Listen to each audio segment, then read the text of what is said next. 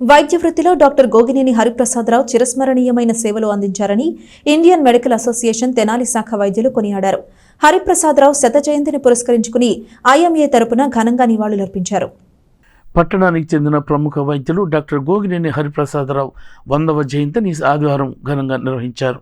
స్థానిక బోస్ రోడ్లోని ఐఎంఏ శాఖ కార్యాలయంలో జరిగిన ఐఎంఏ ప్రతినిధులతో పాటు మాజీ ఎమ్మెల్యే డాక్టర్ గోగినేని ఉమ, పలువురు వైద్యులు పాల్గొన్నారు. డాక్టర్ గోగినేని హరిప్రసాదరావు చిత్రపటానికి పూలమాలలు వేసి నివాళులర్పించారు. వైద్య వృత్తిలో ఆయన అందించిన సేవలను వారు స్మరించుకున్నారు. డాక్టర్ గోగినేని హరిప్రసాదరావు ఆదర్శనీయమైన వైద్యులని అన్నారు. వైద్య వృత్తిలో ఆయన చిరస్మరణీయులైన సేవలు అందించడంతో పాటు ఐఎంఏ అభివృద్ధికి ఎంతగానో కృషి చేశారని కొనియాడారు. ఐఎంఏ తెనాలి శాఖ అధ్యక్షులు డాక్టర్ కె అనిల్ కుమార్, ప్రధాన కార్యదర్శి డాక్టర్ జి మధు ప్రభాకర్ బాబు, ఉపాధ్యక్షురాలు డాక్టర్ పావని ప్రియాంక, కోశాధికారి doctor Kothamasu Shyamprasad, doctor G Narasimharao, doctor Uma Maheswararao, doctor Seshagirirao, doctor Chakravarthi, doctor Rajeswara Prasad, doctor Girija, doctor M Satyanarayana తదితరులు పాల్గొన్నారు.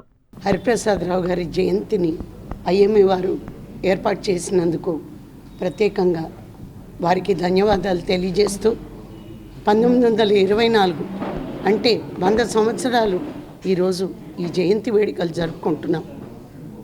ఆ కుటుంబంలో ఒక సభ్యురాలిగా వచ్చేటప్పటికి వైద్య వృత్తిలో వారికి ఉన్నటువంటి పేరు కానీ, పేషెంట్స్తో వారికి ఉన్నటువంటి ఇంట్రాక్షన్ కానీ చూస్తే నాకెంతో మక్కువ వేసేది. ఎందుకంటే చాలా సింపుల్ లివింగ్. అసలు ఎక్కడ కూడా ఒక పేషెంట్ అంటే వైద్యుడికి పేషెంట్కి ఉన్నటువంటి బంధం ఆ రోజుది మేమందరం ఈరోజు వారు వెళ్ళినటువంటి బాటలో నడవాల్సినటువంటి అవసరం ఎంతో ఉంది. నేను చూసేదాన్ని 3 గంటలకి ఆహారం తీసుకోవటానికి పైకి వస్తే పేషెంట్ వచ్చారు అనగానే మళ్ళా వెళ్ళేవాళ్ళు. ఒక టైం అని కాదు, పేషెంట్ అంటే ఒక దేవుడు, సేవ చేయాల్సిన బాధ్యత మన మీద ఉంది అని నమ్మినటువంటి వ్యక్తి. అలాగే ₹1 కన్సల్టేషన్.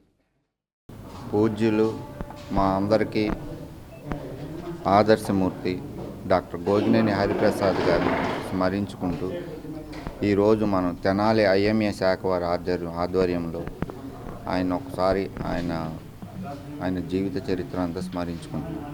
డాక్టర్ గోగినేని హరిప్రసాద్ గారు స్వాతంత్రానికి ముందలే అంటే 1943-45 నుంచి మచిలీపట్నం హిందూ కాలేజీలో ఇంటర్మీడియట్ చేస్తూ తర్వాత మద్రాస్ మెడికల్ కాలేజీలో ఎంబీబీఎస్ పూర్తి చేసుకుని, ఏదైతే ఆ రోజుల్లో ఎంబీబీఎస్ చదవటమే గొప్ప అనుకుంటే అందులోనూ మరలా కంటి వైద్య నిపుణులు అంటే వాళ్ళ అమ్మగారికి నీటి కాసులు గ్లకోమా వల్ల కళ్ళు చూపు మందగించినప్పుడు ఆయన ప్రత్యేకించి మరలా కంటి వైద్య నిపుణులుగా ప్రాముఖ్యత సాధించి అతి చిన్న ఊరైన తెనాలి తాలూకాలో పేద ప్రజలకు మరింత సేవ చేయాలని చెప్పి ఎంతో ఆదర్శంగా ఇక్కడ ప్రైవేట్ ప్రాక్టీస్ స్థాపించి అసలు కంటి వైద్యం గురించి, కంటి గురించి మన రాష్ట్రంలోనే one of the first ophthalmologist లాగా సేవలు అందించి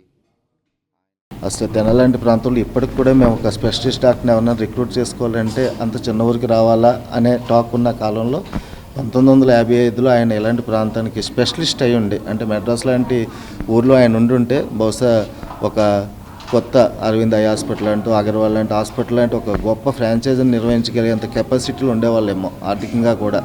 బట్ అలాంటి పరిస్థితులన్నీ వదులుకొని తెలంగాణ లాంటి చిన్న ప్రాంతానికి వచ్చి గొప్ప ఇంపాక్ట్ చూపించి ఆయన నెక్స్ట్ తరానికి కూడా